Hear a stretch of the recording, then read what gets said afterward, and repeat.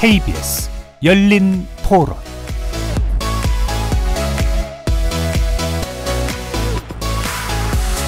안녕하십니까. KBS 열린 토론 정준희입니다.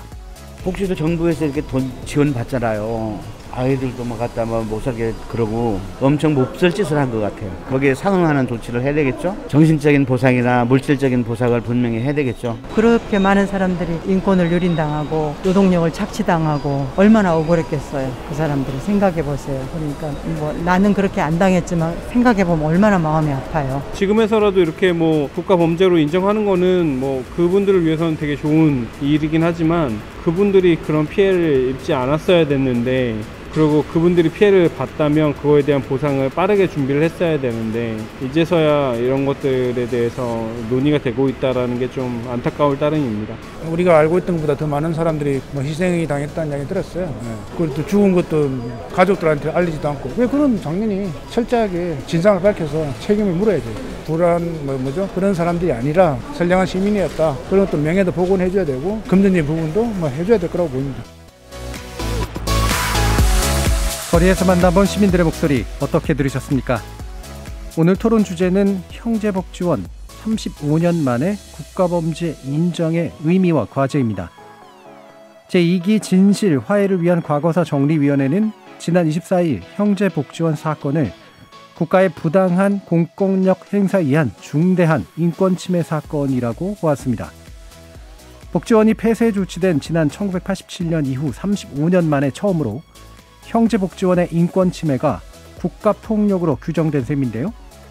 진실화해위원회 조사 결과 1975년부터 1988년까지 형제복지원에서는 집단폭행, 성범죄, 강제노역 등 인권유린 범죄가 만연했고 최소 657명의 입소자가 사망한 것으로 파악됩니다. 이처럼 끔찍한 인권유린 범죄가 어떻게 가능했을까? 나아가 왜 국가는 그간 진상규명 노력을 기울이지 않았을까? 궁금한 점들이 많습니다. 하지만 진실화해위원회 권고에 강제력이 없는 만큼 정부가 권고대로 피해자와 유가족들에게 진정성 있는 사과를 내놓을지, 형제복지원 박인근 일가에 대한 재산 환수가 가능할지, 피해자들에 대한 배 보상 및 의료 혜택 등의 지원 방안 어떻게 될지 남아있는 과제 적지 않습니다.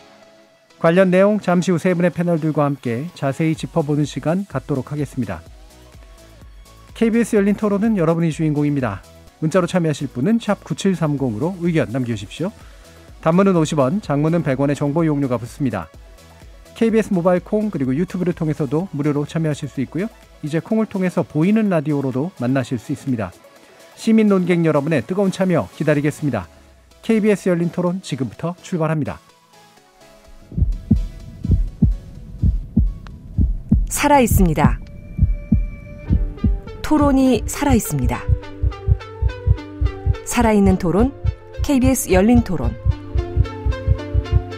토론은 라디오가 진짜입니다. 진짜 토론, KBS 열린 토론.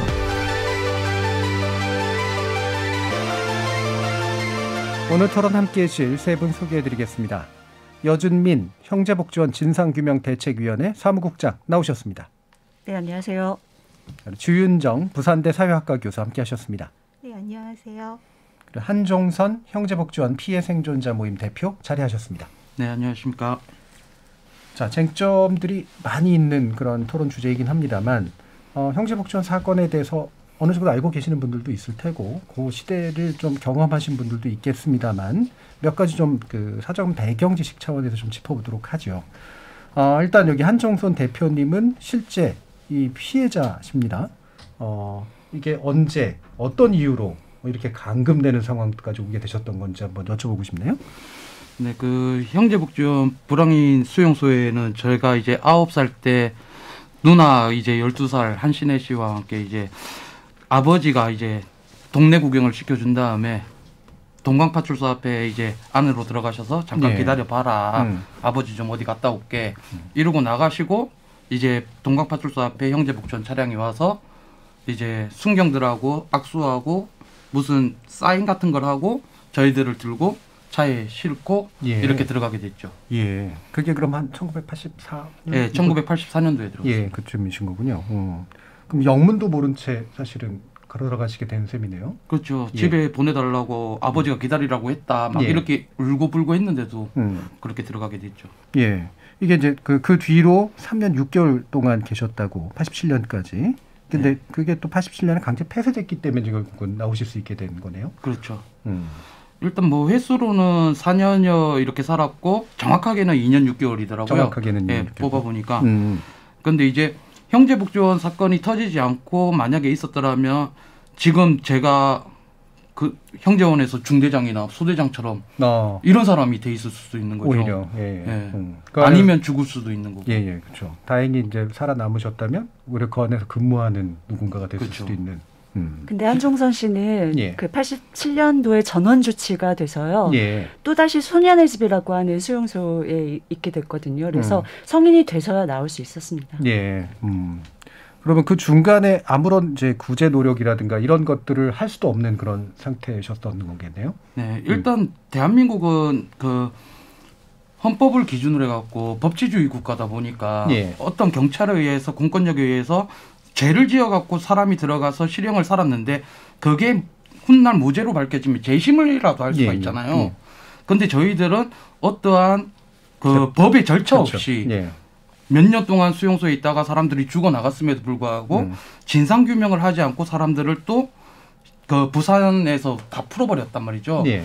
그 이제 은폐하는 방식이 그 당시에 너무 공포적으로 시민들한테 예. 이 불황인들이 다시 사회로 나갔을 때 한번 겪어봐라 이런 식으로 내보낸 거거든요. 예. 그래서 문제가 좀 많았던 것 같습니다. 예. 그러니까 이를테면 이렇게 질서를 어지럽히는 자들을 우리가 가두고 있었는데 예. 이렇게 풀어놓으면 사회가 어떻게 될지 보라. 뭐 이런 식으로 이제 결국은 내보낸 그렇죠. 거다.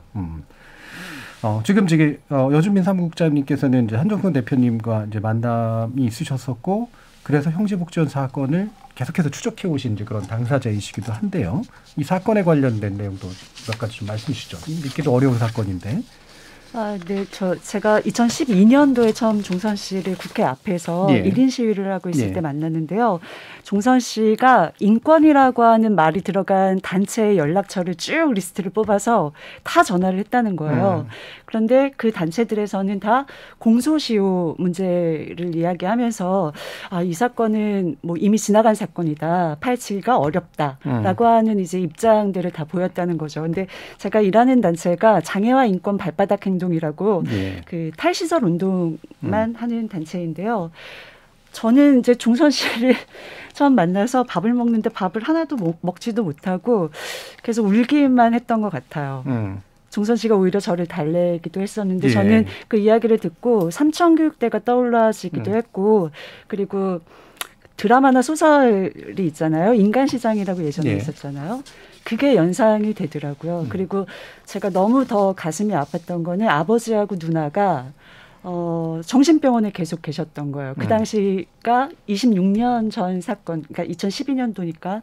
그래서 아니 26년 동안 생사를 확인도 못했는데 수급자 신청을 했더니 거기서 이제 소득조사하고 가족관계 조사를 한 거죠. 예. 그러면서 생사를 확인하지 못했던 아버지하고 누나를 정신병원에서 발견하게 된 거예요. 저는 그게 도저히 이해가 되지 않더라고요. 그런 상황 자체가. 예. 네. 그래서 이걸 어떻게 해야 될까 이제 고민을 하다가 그 살아남은 아이라고 하는 책이 이제 종선 씨하고 정규찬 교수님하고 박래군 선배가 이제 같이 공저를 했는데 제가 정규찬 교수님의 글을 보고 내무보훈령이라고 하는 게 있었고 네네. 그 당시에 80년대에 그게 국가 정책의 하나였다는 걸 이제 알게 된 거죠.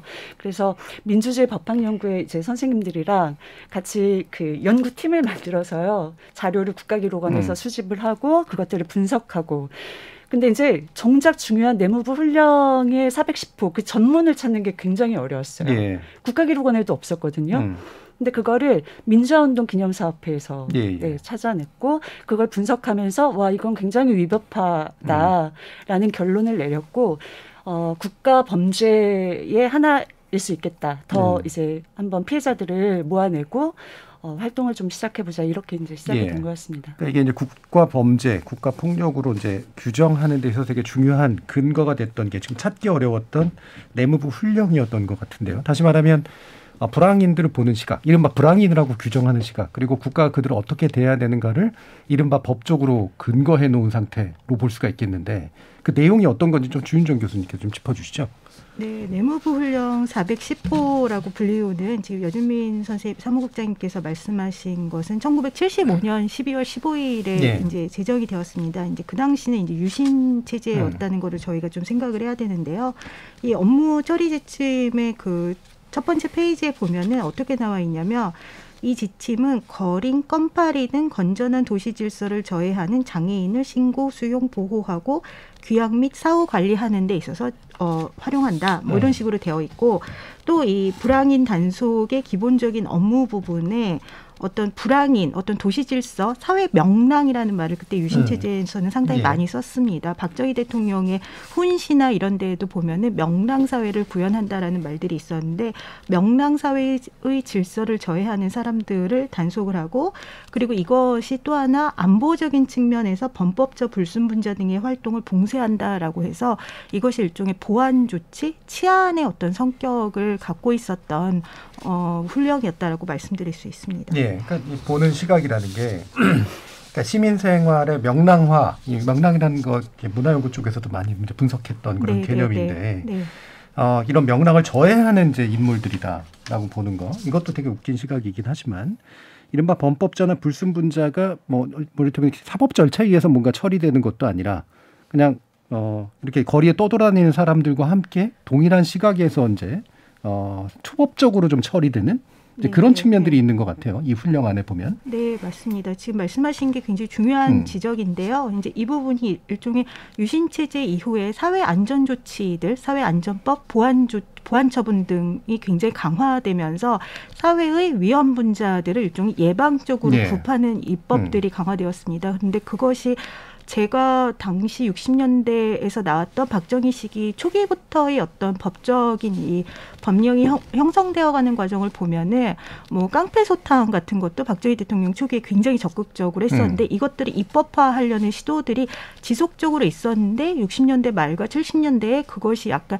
실패하는 일들이 있었습니다. 시민사회에서 이런 식의 조치까지는 민주주의 국가에서는 가능하지 않다라는 강력한 저항이 있었는데 이것이 유신체제에서는 사실 무소불위의 권력이고 저항이 없었기 때문에 훈령으로 제정된 과정이 있는 것 같습니다. 그래서 올해가 유신 50주년을 유신 헌법 50주년이 되는데 이 부분에 대해서 내무부 훈령에 대해서는 한국의 어떤 현대성 형성에서 유신 체제가 만들어낸 사회 치안이라는 관점으로서 굉장히 깊이 있는 연구가 필요하다라고 생각하고 있습니다. 예. 그래서 이렇게 국가가 전면적으로 국민을 어떤 시각으로 바라보는가 그리고 그들을 어떻게 대하는가가 되게 명확하게 참 드러나고 있는 그런 증거라고 이제 볼 수가 있을 것 같은데 뭐 저희 세대가 이제 삼청 교육대라든가 형제복지원 사건을 굉장히 자주 듣고 굉장히 심각한 문제로서 인지하고 있었던 세대인데 이게 사회적으로 해결이 안 된 사건이라고 아는 분들은 사실 또 의외로 또 적단 말이에요. 그러니까 지금 한 대표님께서 그거를 실제로 이제 의제화하는 데 있어서 굉장히 큰 역할을 하신 분인데 2012년에 이제 1인 시위를 시작하셨잖아요. 그 배경에 대해서 좀 말씀해 주시죠. 제가 사회에 나와갖고 생활하면서 공장에서도 일을 해보고 뭐 노동 착취를 다 당해봤거든요. 배움도 없었고 그리고 이제 어떤 사회 무리에서 무언가가 없어졌을 때 경찰들이 그 주변을 탐문할 때 부모가 있냐 없냐, 집이 있냐 없냐를 많이 따져갖고 없는 사람들을 추려갖고 일단 범죄 신문 같은 것들을 하죠. 그래갖고 파출소나 뭐 이런 데 가갖고 두들겨 그냥 괜히 맞기도 했고 그런 과정에서 이제 제가 살아오다 보니까 저는 너무 억울한 거예요. 그냥 내가 뭔 말을 해도 아무도 안 믿어줄 건데 이런 게 있었는데 2007년도 때 제가 공사장에서 일을 하다가 허리를 다쳤어요. 그래서 신문고에다가 어떻게 살았으면 좋겠냐 막 이렇게 죽고 싶다 막 이렇게 글을 올렸는데 신문고에서 답변이 기초생활수급자를 신청해라 해서 동사무소 가갖고 신청을 하는데 저보고 대뜸 부양의무자라고 하면서 아버지랑 누나 부양의무를 해야 된다 이런 거예요. 그래갖고 부양의무라는 그 단어 자체를 난 몰랐으니까 배운 적이 없으니까 그래갖고 일단 주소를 받아가지고 그 주소지 들어갔더니 아버지는 울산 언양정신병원에 있고 예. 그리고 누나는 부산의 연산정신병원에 있는 거예요. 몇 년도부터 있었냐 하니까 89년도부터. 예. 아버지 같은 경우에는 대남정신병원에서부터 막 돌고 돌아서 언양에 이제 있었던 거고. 그 아무리 생각해도 이건 말이 안 되는 거예요. 내 어렸을 때 기억에 아버지는 멀쩡했었거든요. 그런데 이제 형제복지원에 들어와서 누나가 정신 이상이 돼가는 과정을 봤고 아버지도 정신병동에만 있었다는 걸 내가 알고 있었지. 왜 우리 가족이 정신병동에 있어야 되는가 이런 거 너무 충격적인 거예요. 예. 그러면서 한편으로는 과거를 되돌아봤더니 형제복지원밖에 없잖아요. 제 기억 속에. 그래갖고 이걸 어떻게 알릴까 하는데 누군가가 해결해 줄 줄 알았어요. 사실은. 그런데 그 당시만 해도 아무도 형제복지원에 대해서 기억을 못하고 있을 테니까. 그래서 이제 내가 오히려 아버지랑 누나보단 나은데 내가 아무리 못 배웠다 하더라도 예. 나는 경찰이나 뭐 인권운동가를 찾아다니면서 도와달라고 사장이라도 할 수 있는데 아버지랑 누나는 정신병동에서 누구한테 기댈 수가 없는 거잖아요. 그러다 보니까 아버지랑 누나를 찾은 김에 누구도 못 해준다면 그럼 아버지와 누나를 위해서라도 내가 알려야 되겠다 하면서 이제 그 계기를 어떻게 알릴까를 2007년부터 2012년도까지 여러 방안들과 막 방법들 이런 것들을 아까 여준민 사무국장님도 얘기했다시피 인권단체들한테 막 찾아가고 전화해갖고 도와달라고도 하고 막 이런 방법들이 5년이 있었던 거죠. 그런데 이제 이게 아버지와 누나뿐만이 아니라 추후에 이제 1인 시위를 하면서 느낀 감정은 나 말고도 우리 피해 생존자들이 엄청 많았다라는 거죠. 4,000명이 넘은 사람들이니까. 그러다 보니까 1인 시위를 하더라도 불황인들이 해봐야 뭘 하겠어라는 안 좋은 인식들을 털어내기 위해서라도 묵묵하게 참고 법의 질서 안에서 이 사건을 알려야 되겠다. 그리고 아무리 억울한 일이 있다 하더라도 법대로 해야지라는 세상의 그 말들이 있기 때문에 법을 지키면서 해결해달라고 도움을 청할 수밖에 없었죠. 예. 아, 참 말씀을 들어보니까 이게 한 가족이 80년대 중반부터 해서 풍비박산이 나서 서로 생존조차 알지 못한 채 나중에 가서야 확인이 됐는데 다들 어떤 시설에 의해서 강제로 그냥 수용되어 있는 그런 상태가 대부분이 유지가 되고 있었던 건데요.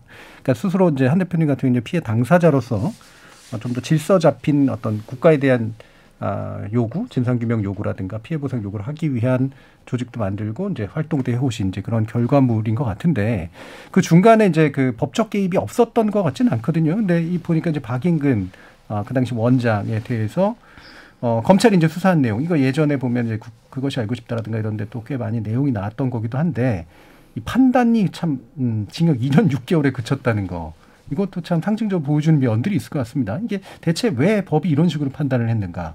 주 교수님께서 좀 설명 좀 해주시겠어요? 네, 첫 번째로 말씀드리고 싶은 거는 그 2년 6개월 형을 받은 사건에는 부산시에 있는 형제복지원 본원에서 발생한 인권 침해는 수사조차 되지도 않았고 기소되지도 않고 그것이 재판 과정에서 다루어지지 않았습니다. 그래서 2년 6개월을 형을 받은 것에는 울주군이라는 곳에 그 박인근 씨가 형제복지원의 어떤 운전면허 시험장 분원 같은 것들을 만들어서 하고 있었는데요. 그 부분의 인권 침해에 대해서 김용원 검사님이라는 분이 인지 수사를 하셔서 수사를 하시기 시작한 것입니다. 그래서 88년 그 당시 나왔던 어떤 판결이라는 것을 형제복지원 본원 자체가 아니라 울주 자체와 그리고 뭐 외환관리법, 뭐 초지법 뭐 등등등에 대한 것으로 나온 것입니다. 그런데 이제 문제는 김용원 검사님께서도 여러 가지 증언을 하고 계시는데 그 기소하는 과정에서 원래는 형제복지원 본원에 와서 수사를 하려고 다들 이렇게 수사관들을 데리고 와서 했었는데 바로 그것을 해산 조치하는 과정이 있어서 검찰 내부에서도 분명히 외압이 있었기 때문에 충분한 수사가 이루어지지 않았다라는 그런 문제가 있다라는 걸 말씀드릴 수 있을 것 같고요. 그리고 두 번째 그 판결에서 이 그 당시 굉장히 쟁점이 되었던 것들이 특수관금죄에 대한 부분이 있습니다. 예. 당시 법원에서 굉장히 유례적으로 고법에서 특수관금죄가 유죄라고 판단했는데 대법원에서 무죄라고 하고 대구법에서 다시 유죄라고 했는데 다시 무죄 환송을 해서 파기환송이 두 차례나 이루어지면서 계속 왔다 갔다 하는 사건들이 있었습니다. 그런데 상당히 제가 이제 판결문을 보다가 상당히 의미 있다라고 생각했었던 그런 문건 중에 하나가 어떤 이야기가 있냐면 이 당시 사건을 맡았던 판사가 지금 형제복지원에서 있었던 그런 특수감금, 울주 작업장에 대한 특수감금이 무죄라는 대법원의 판단에 대해서는 의심의 여지가 많고 도대체 납득은 안 되지만 무죄라고 하니까 이것을 무죄라고 하면서 대법원 판결을 받아들이는 일이 있습니다. 그것은 당시 사실은 뭐 민주화 이후라고 하더라도 아직은 군사 독재 하에서 재판관님께서 그 정도 언급을 쓰신다는 거는 외압이라는 거 어떤 방식으로든 판결문 안에 남겨놓으신 것이라고 생각을 하고요. 저는 제가 울주 작업장을 답사를 가본 적이 있었습니다. 그런데 제가 그때 울주 작업장에 건물들이 고스란히 남아 있거든요, 지금. 근데 그곳을 건물을 본 순간 이곳에서 그렇게 수많은 사람들을 감금을 했는데 이 작은 공간에서 그리고 외부 창살들도 지금까지도 남아 있습니다. 그런데 그것이 감금죄가 성립하지 않았다라는 거는 판결 자체가 상당히 문제가 있는 판결이었다라고 생각을 합니다. 그러니까 이게 그나마 다행히도 이제 한 검사, 뜻있는 검사가 인지수사를 통해 가지고 문제를 그래도 결국은 법적인 단죄의 어떤 장에 올린 건데 대법원이 되게 석연치 않은 이유로 핵심적인 어떤 죄목이었던 특수감금죄를 인정하지 않는 방식으로 자꾸 파기환송해서 2심 재판부가 이제 어떤 식으로든 그 문제점을 남기려고 굉장히 노력한 흔적까지도 보시는 것 같아요. 그러니까 이 관련된 내용들 보면 82년에 이미 이제 진정서를 제출했지만 무고죄로 오히려 도리어 구속 기소되는 일도 있었고 고소장이 이제 제출이 됐는데 나중에 회유를 통해서 고소를 취하하는 방식도 있었고 이건 국가가 아예 적극적으로 나서 이 문제를 무마하기 위해서 굉장히 노력했던 흔적들이 이미 그 전부터 좀 남아 있는 것 같습니다. 네, 그렇습니다. 제가 이제 그러니까 사무국장님이랑 굉장히 많은 분들이 노력을 하셔서 문건들을 어마어마하게 모았는데요. 그 문건들을 보면 어떤 게 나오냐면은 사건 직후에 그 당시가 이제 박종철 고문치사가 알려지는 비슷한 시기거든요. 관계기관 대책회의에서 모여가지고 부산시 내무부, 보사부, 그다음에 안기부였죠. 하여튼 그 당시 모든 기관들이 모여가지고 이것을 어떻게 체계적으로 은폐할 것인가에 대한 것들을 했었기 때문에 이 부분은 적극적으로 국가가 은폐 축소했었던 것에 대해서 좀 철저한 어떤 진상 규명이 이루어져야 된다고 생각을 합니다. 저 부분 굉장히 중요한 부분 같은데 이 박인근 원장에 대해서까지 이런 식의 조치가 일어난 거 보면 그 주변에 이른바 종범들이나 동일한 가해자들에게는 어떤 처벌이 있었을까 궁금하지만 사실 기대는 별로 안 되거든요. 사무국장님 좀 말씀 주시죠. 일단 형제복지원 운영 시스템을 좀 이해하셔야 되는데 그 사회복지 시설임에도 불구하고 임금을 받는 사회복지 노동자가 거의 없었어요. 그래서 운영이 4,000명이 넘는 수용들이 있었는데 그들을 어떻게 통제하고 관리했냐면 조장 그리고 소지라고 하는 단어도 썼는데 그리고 중대장, 소대장 이렇게 이제 계급 체계를 둬서요. 그들이 그러니까 수용이 된 피해자인 동시에 그들이 폭력을 행사해서 통제했던 방식이었기 때문에 또 가해자가 되기도 한 거죠. 수용자가. 그래서 이 당시에 박인근하고 같이 기소가 됐던 사람들은 7명 정도밖에 되지 않습니다. 그리고 형도 그렇게 세게 받지도 않았고요. 그리고 또 제가 우연히 박인근 원장이랑 같이 감옥에 계셨던 분을 만나게 됐는데 그 당시에 감옥에서도 거의 왕처럼 부림했다고 하더라고요.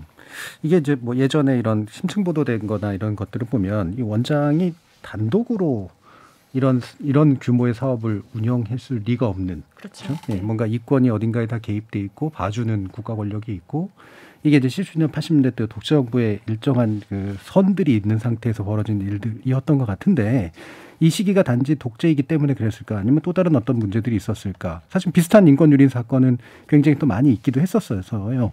이런 시기적 특성 그리고 뭔가 이 당시 국가 권력의 특성 이런 것들이 어떤 문제를 좀 야기한 건지 주윤정 교수님께 좀 설명 좀 부탁드릴까요?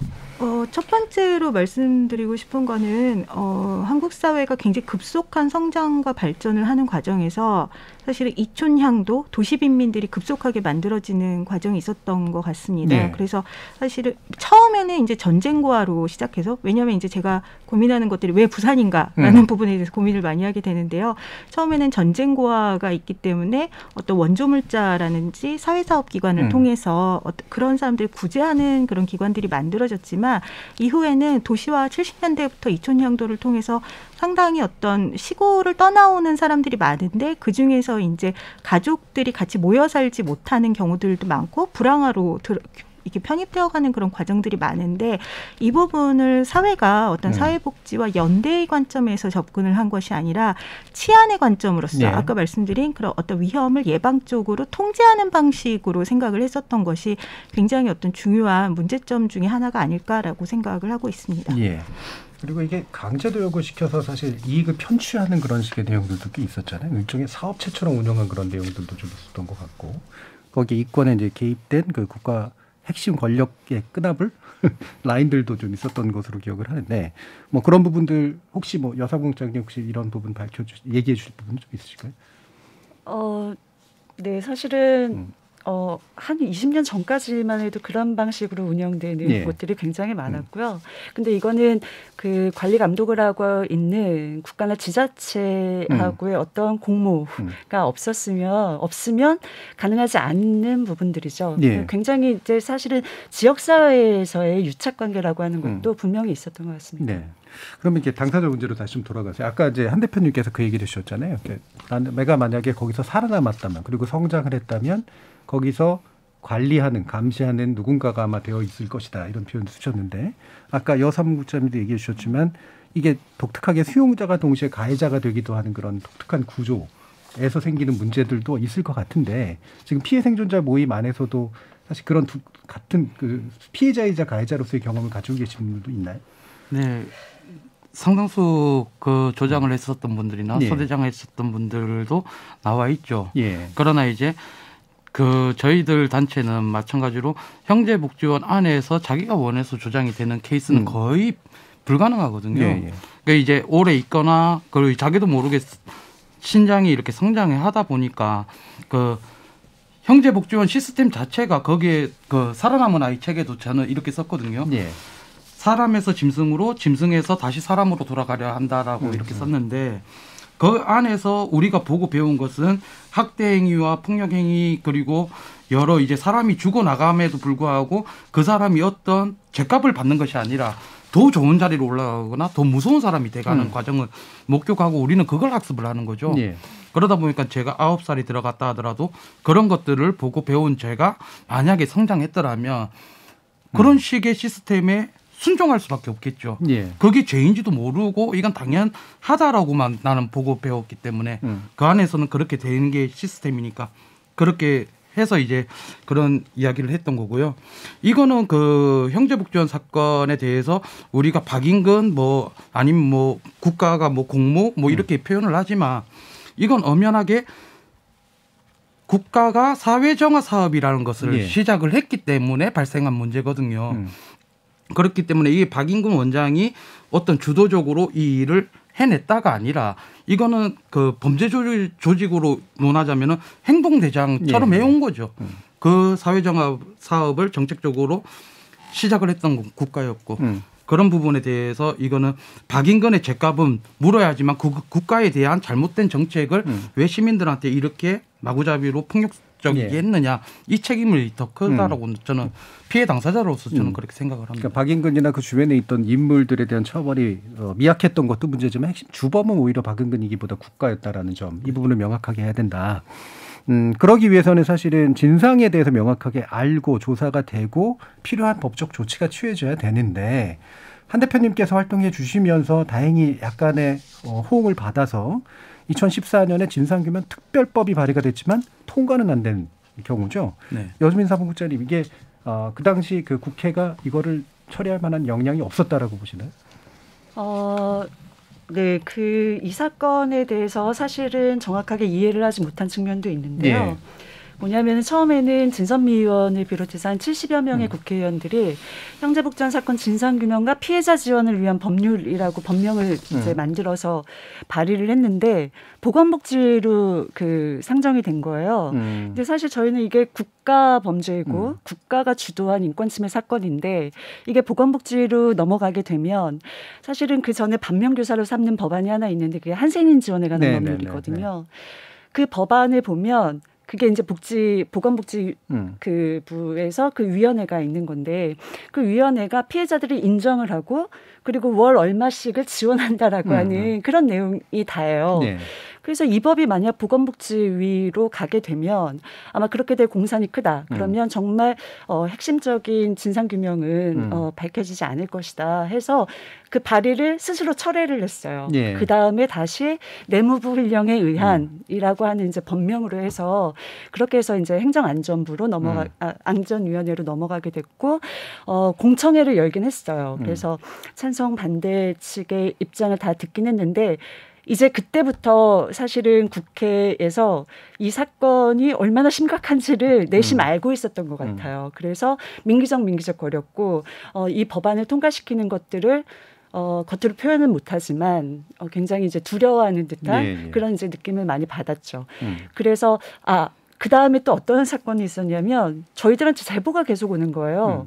뭐 성지원 사건도 있었고 양지말 사건도 있고 그래서 이거는 형제복지원만의 사건이 아니기 때문에 그 당시에 모든 수용소와 역사를 다시 정리하려면 모든 수용소에 대한 진상규명이 이루어져야 되겠다. 그렇다면 기존에 있는 과거사정리기본법이라고 하는 것들이 개정이 돼서 보다 폭넓게 조사가 진행돼야 되겠다 해서 나중에는 과거사정리기본법 개정 운동으로 넘어가게 된 것입니다. 예, 그러니까 뭔가 문제를 좀 더 본질적으로 다루기 위한 그런 운동과 그다음에 입법적 노력으로 이제 어쨌든 그래도 초점은 좀 이동해 온 것 같은데 이게 워낙 또 이제 시간이 지나는 문제다 보니까 이게 국가가 뭔가 비상한 행동을 하지 않으면 내용 규명도 좀 어렵고 실제로 법적 처리도 어려운데 그래도 다행히 예전에 이제 문무일 검찰총장이 2018년에 기존 대법원에다가 다시 이제 비상상고를 신청해서 형제복지원 기존 사건을 판결을 좀 바꿔보려고 하는 그런 시도를 했는데 대법원이 받아들이지 않았습니다.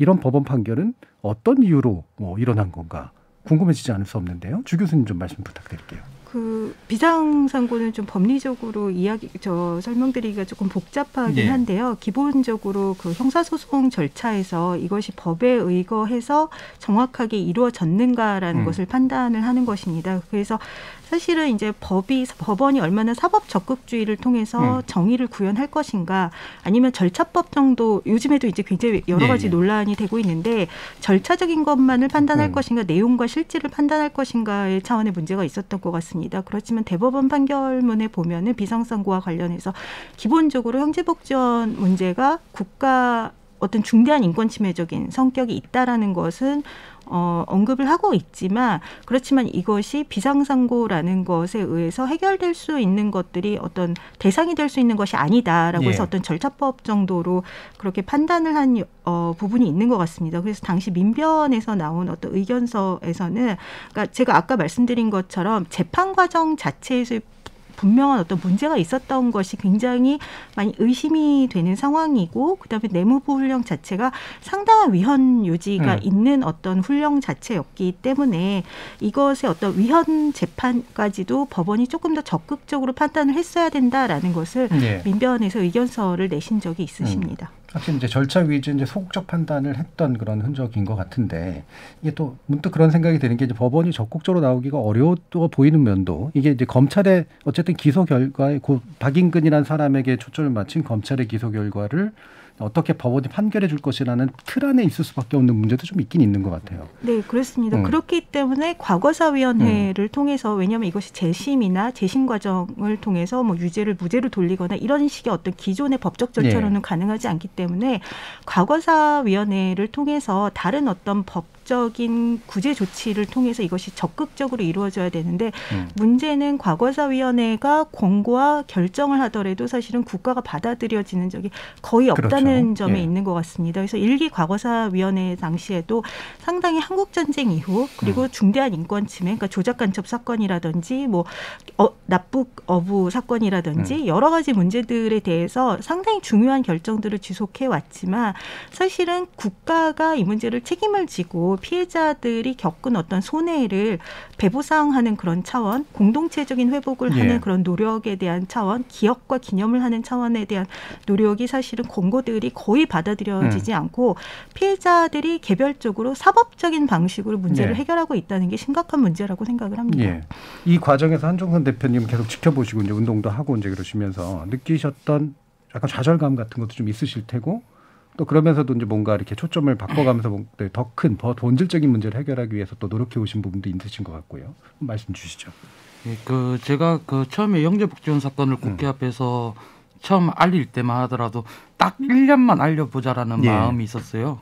그런데 이걸 알리는 과정에서 여준민 사무국장님처럼 뭐 대책위가 예. 만들어지고 진선미 의원님께서 이렇게 법도 만들어주시고 그리고 정규천 교수님이 제 앞에 나타나서 기억나는 그대로 한번 써봐라 해서 살아남은 아이라는 책을 예. 쓴 것처럼 뭔가 저의 이야기를 들어주는 분위기가 만들어지고 세상이 변해가는 것들을 목격하다 보니까 아, 세상이 변할 수 있구나.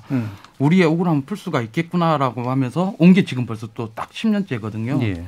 그러면서 한편으로 되게 안타깝거나 아쉬운 부분이 뭐냐면 문무일총장이 검찰청 안에 과거사위원회를 둬서 이걸 조사를 하면서 그 공고안에 따라서 비상선고를 진행을 하게 되는 거죠. 그런데 이제 그때 당시에 검찰 조사관님들이 진짜 엄청난 빠듯하게 해가지고 진짜 힘들게 해가지고 노력 끝에 비상선고까지는 가긴 했지만 그 부분에서 결과는 이렇게 또 박인근의 감금은 무죄다 이렇게 됐잖아요. 예.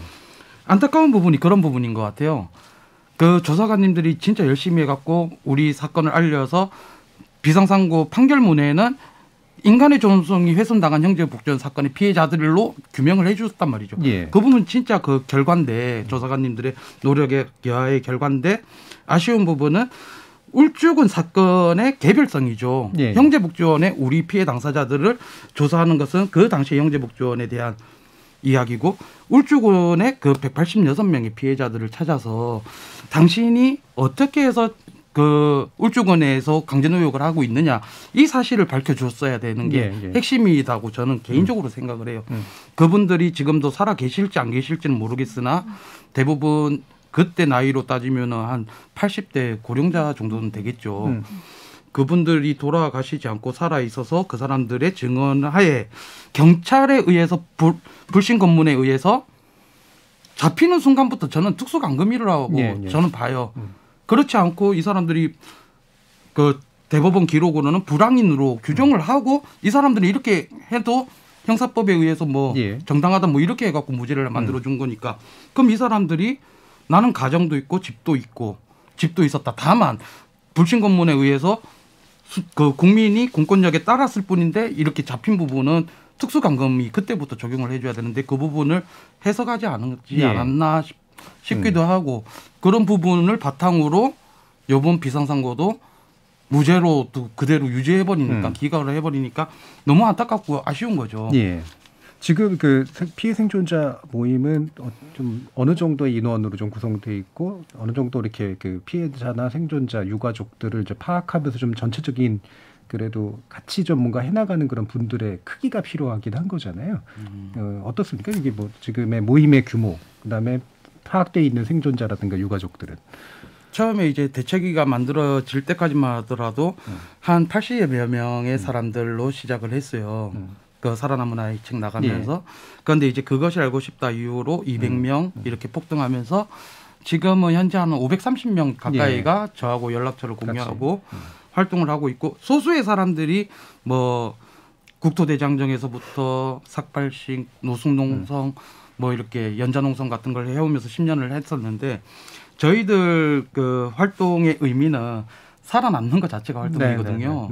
그래서 각자의 위치에서 생계를 포기하지 않고 자기 그 억울함 풀고 진상규명 될 때까지는 어떻게든 착실하게 살아남는 것 자체가 활동이다라고 우리는 규정을 하고 예. 활동을 하고 있습니다. 이런 분들 가운데 이제 13분께서 중앙지법에 지난해에 8억 원의 국가배상 청구 소송을 내셨어요.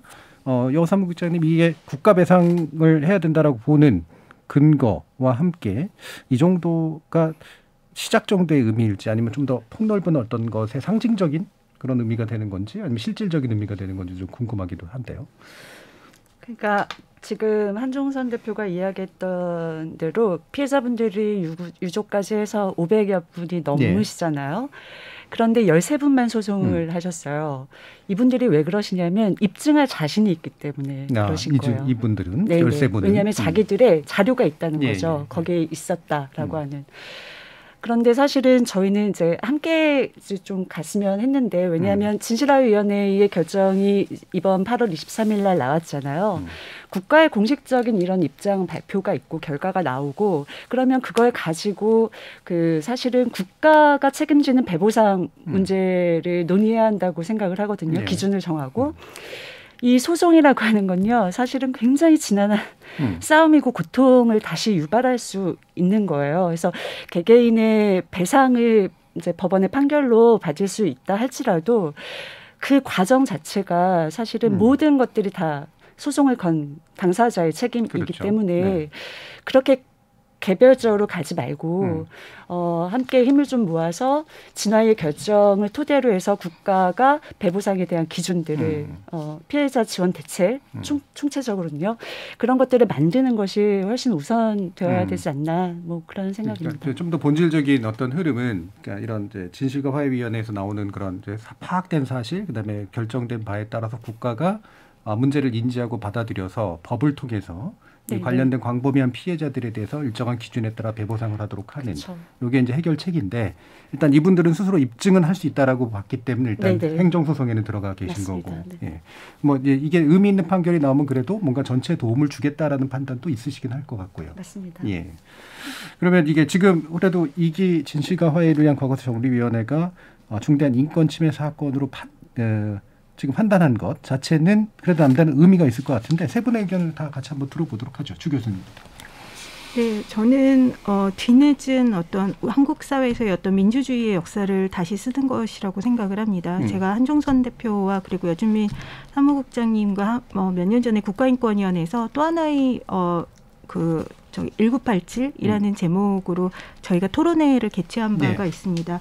당시 1988년에 민추사라고 해서 어떤 당시의 민주화 운동을 굉장히 망라해서 정리한 그런 보고서가 있는데요. 그 책자가 있는데 그 책자에서 보면은 형제복지원 문제는 복지국가를 천명했었던 독재 정권의 허상을 보여주는 대표적인 민주주의의 어떤 그 민주주의를 훼손한 사건으로 보고 있습니다. 그렇기 때문에 이 부분이 지금이라도 바로 잡히고 다시 정의가 어떤 바로 세워진다라면은 그것은 어떻게 보면은 그동안 지식인, 대학생 중심으로 어떤 민주주의의 역사를 써나가고 정리했던 것들을 다른 방식으로 정말 모든 국민을 위한 모든 시민을 위한 어떤 민주주의의 역사를 만들어가는 과정이라고 생각을 합니다. 예. 그러니까 일부 독재자에 대해서 이제 저항했던 역사로서의 민주주의 역사가 아니라 국가가 과연 민주주의라는 관점에서 무엇을 했어야 되는가에 대해서 좀 더 폭넓은 이해와 인식을 가능하게 하는 그래도 출발점이다. 한 대표님은 어떠세요? 저는 솔직히 배움이 없다 보니까 전문적인 지식이 없어요. 그런데 이제 도대체 왜 우리 가족은 다른 가족들과 이렇게 평범하게 살지 못할까? 그게 어떻게 보면 너무 억울했던 거죠.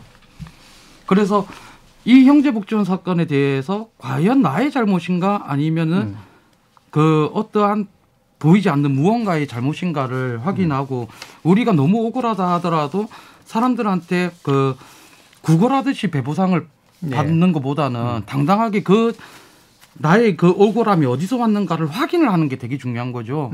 그래서 먼저 그 억울함이 무엇인가에 대한 진상규명이 따라야 되는 거고 그 진상규명을 토대로 이게 국가의 폭력이라는 것을 확인했다면 국가로부터 당당하게 사과를 받아야 되는 거죠. 국가가 그 당시에 그렇게 억울했었네요. 죄송합니다 하면서 그냥 이거 받고 그래도 좀 추스리세요 이렇게 하는 거는 용납이 안 된다는 거죠. 최소한의 사람답게 사람으로서 우리가 이렇게 가정이 파탄난 부분에 대한 국가로부터 당당하게 사과를 받고 진상규명에 국가폭력이 있음이 드러난 부분에 대해서 한편으로는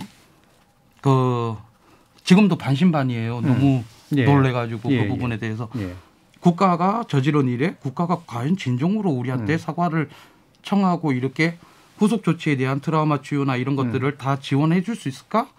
또 말만 해놓고 안 하면 어떡하지? 하면서 약간의 피해 당사자에 대한 그런 두려움이 있는 거죠. 국가가 이렇게 했으니까 그런 부분이 있습니다. 사실. 국가가 진정으로 정말 변한 모습을 보여줄 수 있을까에 대해서도 의구심도 좀 일부는 있으신 것 같고요. 여삼구 국장님은 어떠세요? 저는 2020년 5월 20일 날 그 과거사정리기본법 개정안이 통과되었을 때 그게 마지막 국회였었거든요. 20대 국회. 그날이 사실은 굉장히 더 벅찼고요.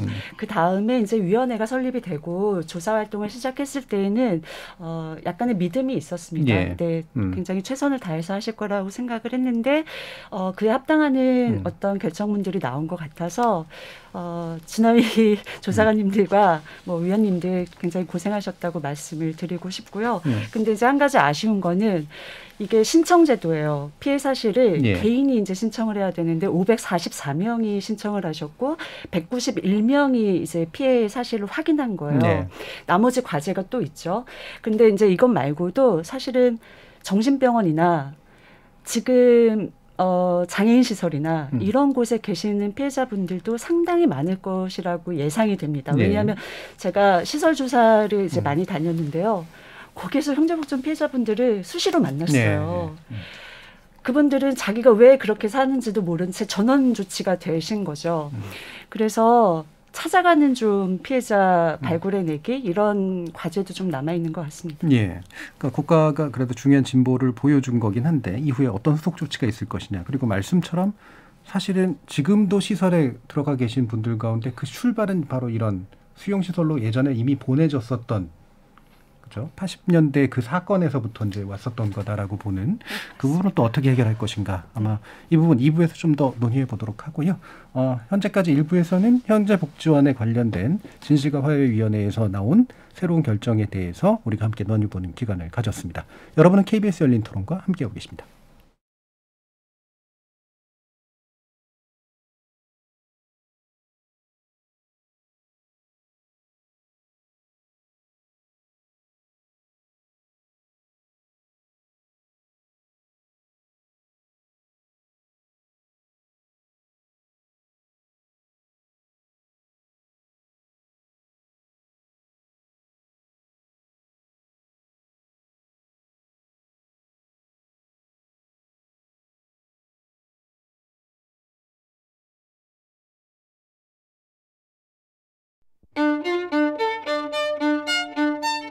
토론이 세상을 바꿀 수는 없습니다. 하지만 토론 없이 바꿀 수 있는 세상은 어디에도 없습니다.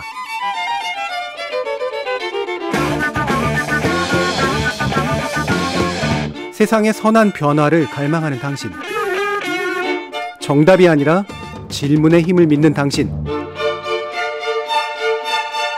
우리 KBS 열린 토론에서 만납시다.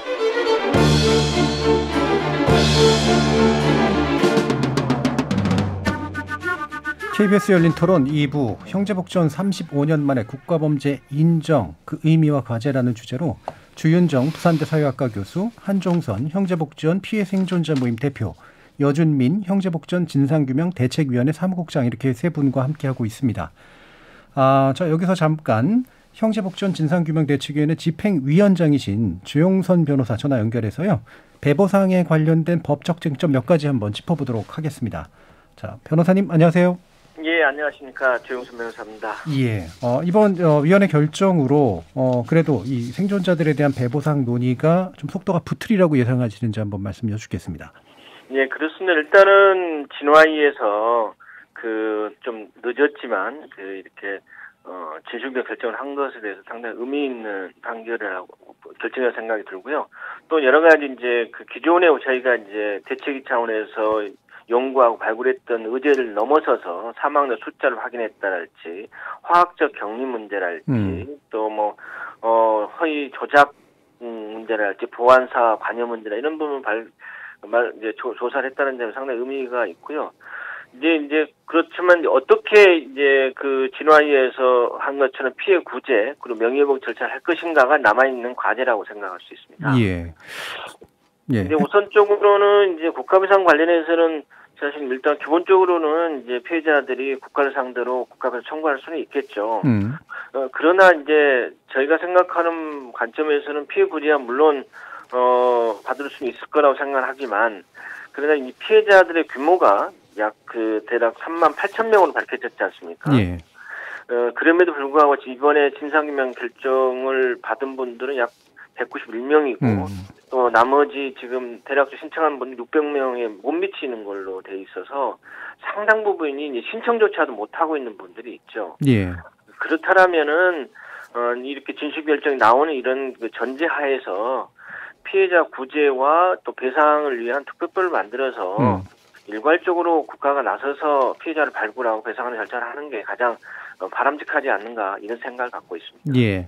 자, 그러려면은 이게 이제 뭐 국회 차원의 또는 정부 차원의 입법적 결정도 굉장히 중요한 부분인 것 같고, 그리고 국가가 그런 책임을 인정하고 배상의 주체로서 이제 나서게 만들어주는 어떤 법적 근거랄까요? 논리적 근거가 좀 필요할 것 같은데 어떤 부분이 좀 핵심이 되리라고 보시나요? 그러니까 이미 이제 피해자 구제, 과거사와 관련된 피해자를 구제하는 법안들은 일단 5.18 특별법이랄지 보상에 관한 법률 그리고 4.3 관련된 특별법의 보상법에서도 이미 그런 전례가 사실 있습니다. 그렇기 때문에 이번에 진실규명 결정 나온 분들의 어떤 여러 가지 유형들도 뭐 다양할 수는 있지만 일정 유형들을 갖고 있어서 이분들에 대해서 충분히 과거 전례에 따라서 배상법, 특별법 만들 수 있지 않나 이런 생각이 듭니다. 예, 그런 이제 특별법이나 이제 배상에 관련된 법률을 만들어서 해결하면 뭐 가장 이제 바람직할 것 같은데, 이게 이제 현재 걸려 있는 소송이라든가 이제 이렇게 되면은 이제 청구권 소멸이라든가 이런 문제들도 좀 연관돼 있기도 하고, 입증 문제도 좀 있고 그래서 이런 부분에 대한 이제 전망은 좀 어떠신가요? 그러니까 이제 진화위에서도 여러 가지 고민이 많겠지만은 이분들이 입수했던 자료들이 사실 상당 부분 멸실이 되어 있어서 복원이 안 된 경우가 많습니다. 그런데 이제 만일 이분들에 대해서 입수했었던 사실들을 배상 절차, 소송 절차를 입증하려면 상당히 어려울 수가 있는 문제이거든요. 예. 그래서 입증 구제의 곤란을 좀 해소할 수 있는 방안도 또한 되고요. 더욱더 좀 아까 말씀드렸지만 이 피해자 규모가 38,000명이 이른다고 했을 때 약 500여 명, 600여 명밖에 안 되는 신고된 사람들이 있다는 것은 그만큼 나머지 숫자에 있어서는 자기를 방어할 수 있는, 자기를 표현할 수 있는 이런 그 능력들이 부재하거나 어렵다는 걸 말을 하는 거거든요. 그렇기 때문에 일단 앞서 말씀드린 입증 구제 또 이게 진실규명 결정을 통지를 받도 3년이라는 또 시한도 있기 때문에 소멸시효 문제 또 피해자의 좀 다양성 또 일괄 구제의 필요성 이런 측면에서 봤을 때 최소한 특별법이 가장 이분들한테는 가장 바람직한 방법이 아닐까. 시간이 또 소정이 2년 3년이 걸리는데 너무나도 또 가혹한 거 아니겠습니까? 예, 알겠습니다. 자, 그러면 말씀 지금까지 잘 들었고요. 형제복지원 진상규명대책위원회 집행위원장이신 조용선 변호사와 말씀 나눠봤습니다. 감사합니다. 예, 감사합니다. 자, 이렇게 이제 지금 조 변호사님 말씀 들어봤고, 아까 이제 그 요주빈 사무국장께서도 지적해 주신 것처럼 이제 다 가능한 특별법, 좀 입법적인 형태로 이 문제가 좀 해결이 됐으면 좋겠다라고 지금 생각이 되는데요. 이제 후속 과제들이 어떤 것들이 있는가 좀 짚어보는 시간 가졌으면 좋겠는데, 지윤종 교수님께 이 생존자 분들이 단지 배보상 받는 문제 이상의 어떤 것들을 필요로 하는 분들로서 좀 이해가 될 필요가 있다. 어떤 점들 때문에 그럴까요? 네, 앞에서 한종선 대표님이 잘 이야기했듯이 진실을 알 권리라는 것이 국제법적으로 국제인권규범에서도 이런 식의 어떤 중대한 인권침해의 피해자들에게 있어서 굉장히 중요한 권리입니다. 그래서 진실과 화해를 위한 과거사 정리위원회의 이름에서도 그러니까 화해 이전에 진실이 강조되어야 됩니다. 그래서 사실은 제가 한종선 대표님이 저보다 이제 나이가 2살이 어리거든요. 네. 그런데 이제 제가 동시대를 대한민국으로에서 같이 살아갔던 사람으로서 같은 하늘 아래서 이렇게 다른 삶을 살았다라는 것이 도저히 이해가 되지 않는, 이해가 해명이 불가능한 어떤 사건입니다. 그렇기 때문에 이것이 왜 이런 방식으로 이루어졌고, 그리고 그동안 왜 민주화 이후에서도 이렇게 은폐되고 비가시화되었었던가, 사회에서 보이지 않았었던 것인가에 대해서 진실을 철저하게 규명하는 것들이 저는 피해자를 위한 가장 우선적인 조치라고 생각을 합니다. 그리고 일반적으로 어떤 피해자 권리 기본 원칙에서는 보면은 어떤 국제법적으로 여러 가지 중대한 인권 침해에서 피해자 권리를 위한 어떤 원칙들이 원상 회복이 있고, 예. 금전적 배상이 있고, 그리고 재활이 있고, 그래서 사회 복귀를 가능하게 하시는 것들이 굉장히 중요한 거죠. 왜냐하면 현재 형제복지원 피해자분들 보면은 자살 시도율도 굉장히 높고요. 그리고 범죄를 하셨던 경찰의 이게 범죄자인 경우도 굉장히 높은데, 그것이 원래 이분들이 범죄적 성격을 갖고 있었기 때문이 아니라 그곳에서 겪었던 어떤 사회화의 과정, 그곳에서 충분한 교육을 받지 못했기 때문에 그런 식의 삶을 선택할 수밖에 없었던 지점들이 굉장히 많이 있습니다. 그래서 이분들의 사회 복귀를 위한 적극적인 노력이 필요하고, 그리고 이제 그 원칙 중에서 굉장히 중요한 것이 만족입니다. 이 만족은 아까 앞에서 말씀드린 진실을 알 권리, 그러니까 피해자들이 충족됐다라고 생각할 때까지 사회는 저는 지속적으로 사과를 하고 이 부분들의 피해를 되돌리기 위한 노력을 해야 된다라고 생각을 합니다. 왜냐하면 아까 종선 씨, 한종선 대표님께서도 계속 얘기했지만, 형제복지원이 해산된 이후 이들은 다른 수용시설로 갔거나 정신병원으로 갔거나, 그리고 아니면은 그런 새우잡이배로 갔거나 일종의 노예노동을 하시는 분들도 상당히 많았고, 그래서 여성들도 굉장히 불안정한 처지에 굉장히 있으셔서 이분들의 어떤 피해라는 것은 단순히 그 당시 1975년부터 87년까지 있었던 피해만이 아니라 그 이후에 사회에서 정당한 사회 구성원으로서 살아갈 수 있는 권리와 기반을 완전히 박탈된 것이 가장 중대한 피해라고 생각을 합니다. 예. 왜냐하면 제가 인권 침해와 관련된 연구를 보면은 아동 청소년기에 발생한 피해의 경우에는 성인기 피해와 다르게 상당히 심각한 외상을 남겨서 이것이 정신적으로 그리고 심리적으로 상당한 외상을 남기기 때문에 어떤 정상적인, 저희 사회학에서 라이프 코스라고 얘기를 하는데요. 정상적인 생애 주기로 사회인으로서 살아가기가 어렵습니다. 그런데 지금 형제복지원 피해자들 중에는 노령이신 분들도 상당히 많지만 종선 씨와 같이 현재 40대, 50대로서 당시 아동 청소년기에 이 피해를 겪은 분들이 많기 때문에 이 부분에 대해서는 아동폭력의 관점으로서 이 부분에 대해서 훨씬 이 잃어버린 성장기와 이 어린 시절을 보상하기 위한 노력들이 필요하다고 생각을 합니다. 그리고 피해자 권리 기본 원칙에서 마지막으로 중요한 것이 재발 방지 보장입니다. 그래서 우리가 지금 생각하면 그런 불황인 수용시설 같은 건 없어졌지만이라고 생각하지만 여준민 국장님께서 계속 조사하시고 그렇게 감시하고 시민사회에서 감시를 하고 있는 수많은 시설, 정신병원의 문제들이 있고요. 그래서 탈시설이라는 과제라든지 돌봄시설이라든지, 그리고 한국 사회에서는 지금 외국인들의 대해서 심지어는 출입국 관리 사무소에서도 외국인 노동자들에 대해서 불법 감금이나 어떤 인권 침해적인 요소들이 굉장히 많이 있기 때문에 이런 방식으로 시설에서 사람들을 불법적인 방식으로 감금을 하고 통제하는 것들에 대해서 이런 식의 동일한 사건들이 재발되지 않도록 사회적 규범을 바꿔나가는 제도와 규범을 만들어가는 것들 노력이 굉장히 필요할 것이라는 생각을 하고 있습니다. 예. 그러니까 아까도 한 대표님도 말씀했지만 내가 대체 무슨 일을 당한 건가, 그리고 이게 내가 잘못해서 당한 건가, 이 부분에 대한 피해자에게 이 진실을 알려줄 필요가 분명히 있다라고 하는 지점, 그리고 이게 인생의 중요한 일정 몇 년간 그냥 피해 입은 수준의 문제가 아니라 인생 전체가 바뀌어버린 그런 식의 일들이기 때문에 거기에 대해서 어떻게 전면적인 복구를 해주도록 노력할 것인가, 그리고 현재 진행형의 문제를 어떻게 같이 해결할 것인가, 이렇게 전반적으로 좀 요약을 해주셨는데, 지금 보면 이제 부산에서 일어난 일이라서 그런지 부산시가 그래도 피해자 지원을 위한 나름의 노력을 하고 있다라고 들었는데요. 한정훈 대표님, 이 부분은 어떻든가요?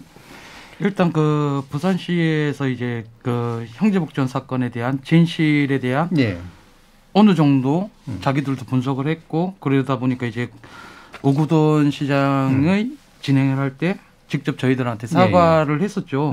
그런데 저희들은 갑작스런 이런 사과에 대해서 못 받아들이겠다. 예. 그 진정성이 인정되려면 후속 조치에 대해서 당신들이 사과의 모습을 보여달라.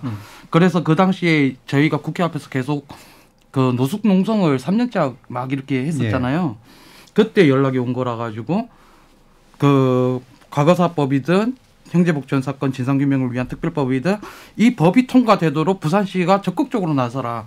그런 모습들을 보고 그리고 우리가 그 부분에 대해서 사과를 받을지 안 받을지 그 부분에 대해서 지금 당장 결정 못한다는 거죠. 예. 그래서 우리도 11가지에 대해서 이런 부분이 부산시가 얼마나 충족을 하는지도 보겠다 해서 지금 부산시에서 추진위원회도 뭐 만들어서 이렇게 진행도 하고 있지만 결과는 형제복지원 사건의 피해자가 누구인지 자기들도 모르니까 과거사위원회에서 결정을 보고 피해자로 이렇게 확인이 되신 분들 지원할 수 있도록 조례안 같은 경우는 일단 통과는 시켜놨더라고요.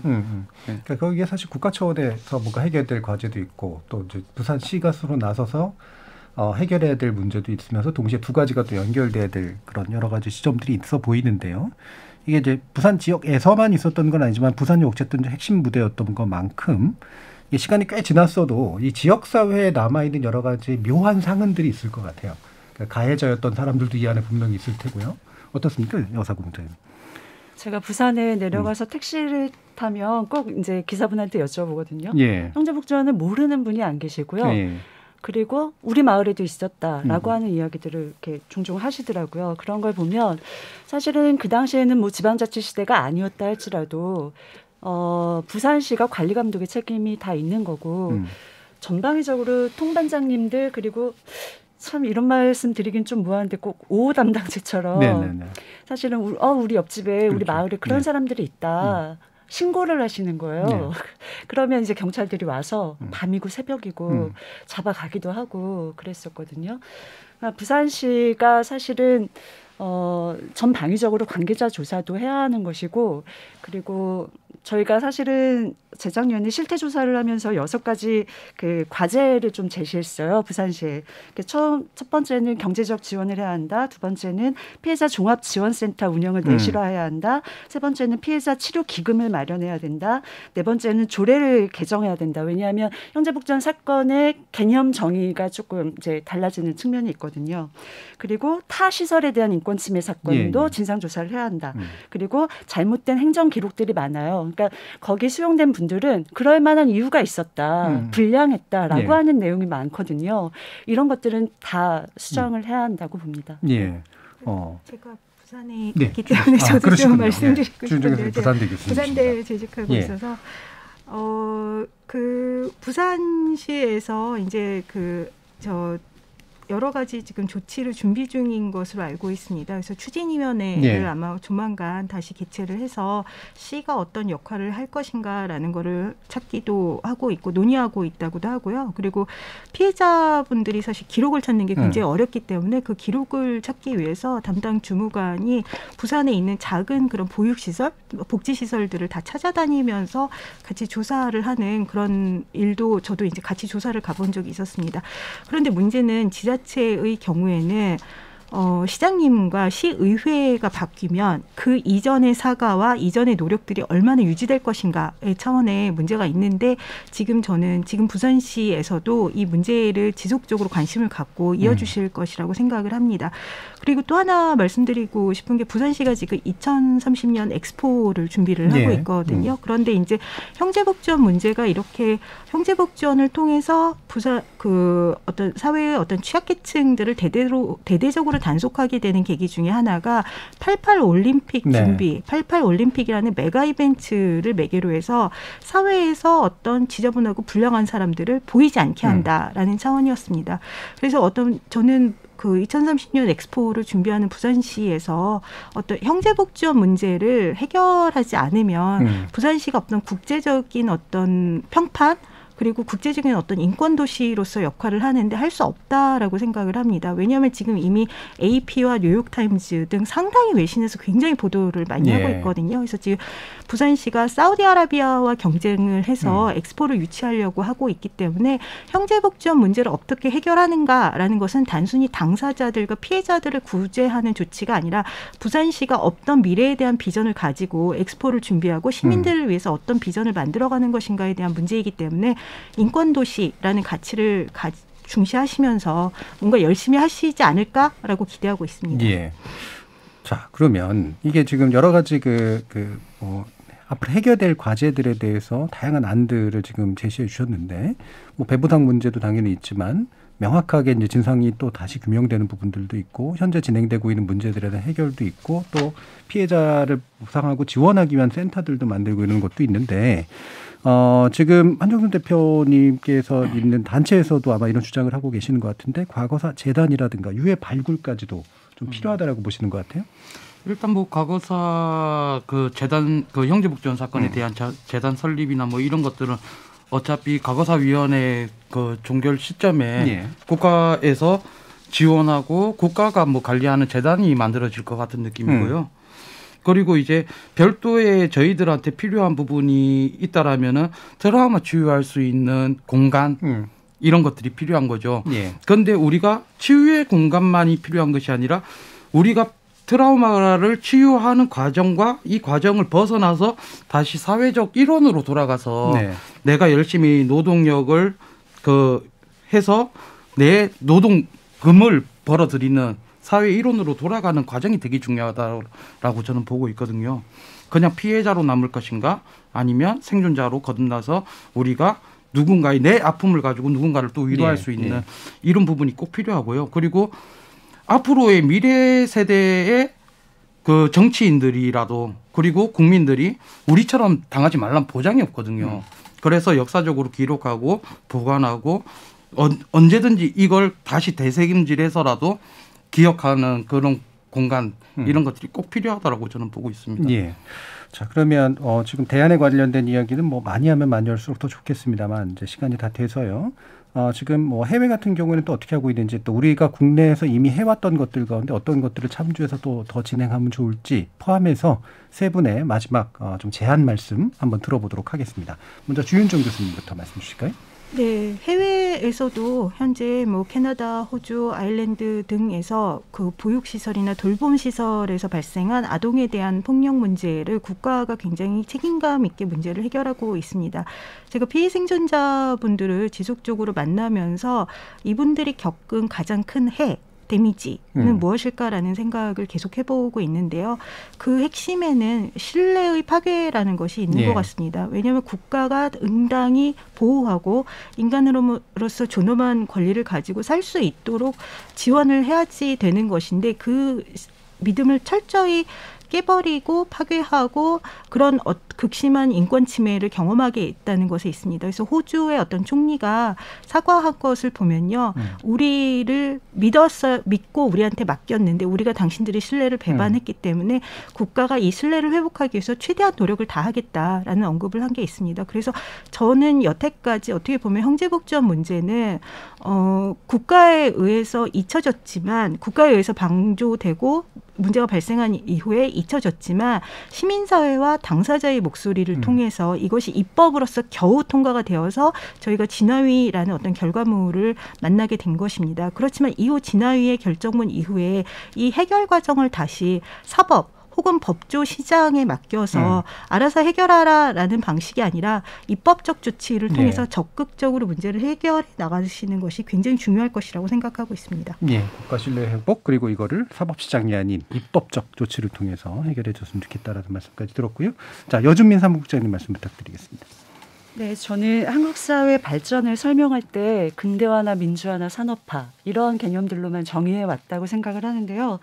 근데 이제 이 형제복지원 사건을 보시면 알겠지만 서산개척단, 성감학원, 동명원, 성지원, 양지마을 그 당시에 86년 말만 해도 36개의 전국에 수용소가 있었고 16,000명이 수용되어 있었거든요. 그렇다면 지금 형제복지원 사건은 지금 고유한 어떤 대표 명사가 되었지만 수용소에 앞으로 진실규명할 과제들이 수없이 많이 있을 거라고 생각이 됩니다. 그래서 진실화해위원회가 법에 정해진 기간에만 존재하는 것이 아니라 그 모든 의혹이 해소가 되고 진실규명이 될 때까지 역할을 다 해야 한다고 생각을 하고요. 이게 굉장히 힘없고 가난한 사람들이 희생이 없었으면 사실은 한국 사회에 이렇게 발전을 이루지 못했다고 생각을 하고요. 그것들을 제대로 외면하지 말고 슬프고 아프고 고통스럽더라도 재정리하고 올바르게 진실규명을 해 나가서 정리를 하는 역사가 좀 필요할 것 같습니다. 그렇죠. 예, 일회적인 문제가 아니라 사실 항상적으로 돌아봐야 되는 이제 그런 문제인 것 같습니다. 마지막으로 한준성 대표님 말씀까지 듣죠. 네, 그 형제복지원 사건에 대해서 그 국가 차원 그리고 시민들 이 부분에 대해서 이제 우리가 피해 당사자로서 요구할 수 있는 것들은 당연한 권리라고 저는 생각합니다. 우리가 형제복지원에 잡혀가면서 인간의 존엄성뿐만 아니라 인간으로서의 그 권리 자체를 다 빼앗겼기 때문에 피해 당사자들이 지금 이렇게 활동하고 10년째 목소리를 내는 것도 지금 진상규명을 해달라는 아주 단순한 그 권리를 찾기 위한 운동이었거든요. 그렇기 때문에 그 국가가 지원 방안에 대해서 어떻게 논의할 것인가에 대해서 우리나라는 피해 배상이나 보상에 대해서 피해자들에게 어떠한 지원을 하는 것에 대해서 너무 인색해 왔다라는 게 사실이고 예. 형제복지원 사건이 10년 동안 알려지는 이 과정에서도 보시다시피 기존의 벌써 배보상 특별법이나 어떻게 지원할 거에 대해서 예전에 벌써 논의를 했어도 만들어져 있어야 되는 게 맞는 것이죠. 그런데 전혀 그렇지 않고 지금 당장에 현행법상으로 우리가 그 피해 당사자의 그 피해 구제 차원에서 권리 주장할 수 있는 것도 소송으로 현행법으로 풀 수밖에 없는 과정이라서 그 부분에 대해서 국가가 사과를 할 땐 명확하게 뭐 소송을 통해서 배보상이 지급된다 하더라도 확실하게 바로바로 꼼꼼해짐을 해줬으면 좋겠습니다. 시간 질질 끌어서 1차 소송, 2차 소송, 3차 소송 막 이렇게 갈 것이 아니라 바로바로 사과를 하고 지원할 수 있는 거 바로 지원해 주셔야 될 것 같습니다. 저희 아버지처럼 정신병원에서 조사도 받지 못하고 지금 돌아가셔 버렸단 말이에요. 코로나로. 내일 당장에 돌아가시는 분들도 있기 때문에 국가가 시간을 끌 일이 아니다. 저는 이렇게 말하고 싶습니다. 알겠습니다. 자, 오늘 형제복지원 사건에 관련된 그래도 전향적인 흐름들이 만들어지고 있는 것을 어떻게 더 키워볼 것인가라는 내용을 중심으로 KBS 열린 토론 진행해 봤는데요. 오늘 함께해 주신 한종선 형제복지원 피해 생존자 모임 대표, 여준민 형제복지원 진상규명대책위원회 사무국장, 그리고 주윤정 부산대 사회학과 교수 세 분 모두 수고하셨습니다. 감사합니다. 고맙습니다. 우리 헌법에 따라서 국가는 국민의 생명과 안전을 보호해야 할 책무를 지닙니다. 그런 국가가 오히려 인권 침해를 방조함은 물론 사실상 폭력 행사에 일각을 이루고 있었다는 역사적 확인이 있었습니다. 이것을 부인하거나 묻어버리는 건 지금의 국가가 과거의 폭력적 국가와 전혀 다를 바 없다는 의미겠죠. 적극적으로 사과하고 그 피해를 최대한 복구하는 게 과거를 과거의 것으로 만드는 최선의 방책일 겁니다. 지금까지 KBS 열린 토론 정준이었습니다.